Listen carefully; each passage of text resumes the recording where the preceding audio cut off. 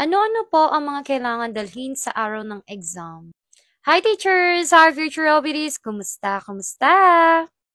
And here are the things that you should bring on the day of licensure examination for teachers. Unang-una, yung common sense ninyo. Teachers, kailangan attentive kayo, alert kayo, hindi kayo kinakabahan, relax lang kayo. Okay? At ito na nga talaga yung mga dapat nyong dalhin. First is NOA, or the Notice of Admission. Napakahalaga po niyan. After the board exam, pagkatapos nyo ng sagutan lahat, please, huwag nyo kakalimutan ang NOA ninyo sapagkat kailangan nyo pa rin po yan. Pangalawa, yung official receipt. Pangatlo, Annex A, B, and C. Pero yung kinukuha dyan is A and B, tapos sa susunod na lang yung C.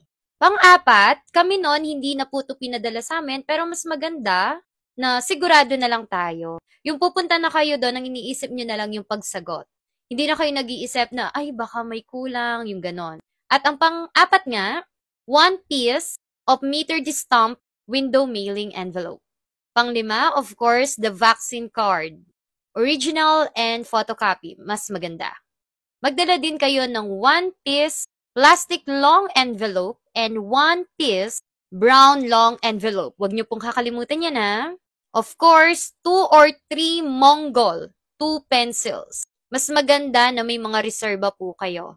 And then, black ball pen. Mas okay, wag yung sign pen kasi baka magkalat po. And then, mask, alcohol 70%, handkerchief kung alam mong pawisin ka.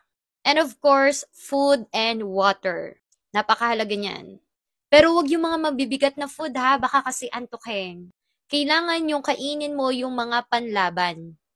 Panlaban sa antok. Yung iba, nagigising sila sa chocolate, but some, hindi. Kung alam mong inaantok ka pag kumakain ka ng chocolate, don't eat chocolate. Basta yung alam mong gigising ang diwa mo. Lalo na sa Prof. Ed.